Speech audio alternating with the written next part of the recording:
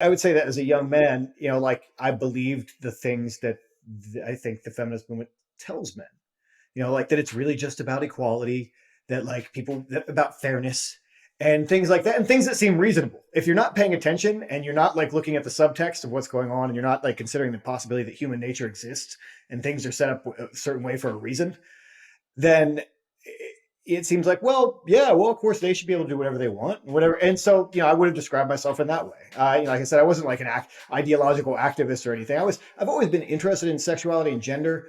I mean, I was really reading Camille Paglia when I was like 17.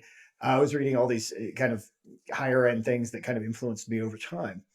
And so, to me, there used to be a distinction, which I think is totally lost now, between something called equity feminism, which I think was basically just like, well, people should have equal opportunities and things like that, which sounds reasonable to most people. I don't know if it's the best way to run a society, but it sounds reasonable to most guys.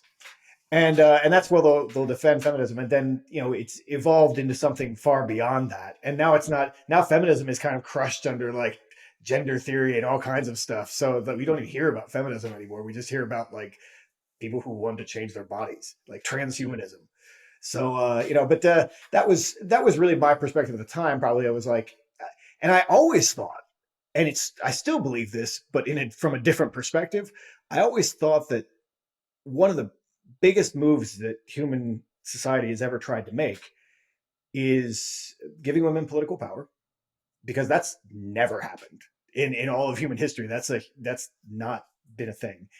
And the idea that women are working outside of the home, in a mass way. Of course, that happened here, bits and pieces here and there, but where women become financially independent, and that's never happened. And really, it couldn't happen until birth control, because that ends, and that's why they're so glued to birth control as being such a huge issue, because feminism disappears without it. Because okay, well then you just got pregnant, your career side, bye. And so and they know that, and that's why like abortion and birth control are so important to the feminist movement, because they know it doesn't exist without it. I mean, there's this great joke that I think I've seen, that it might be Theo Von or someone. I don't think it's him. It's somebody else. Says something like, like they timed it perfectly. They waited until we got air conditioned offices, and then they moved in to like take their seat. But I mean, yeah, and that there's a little truth to that. Like the world became a lot easier, and then different things changed.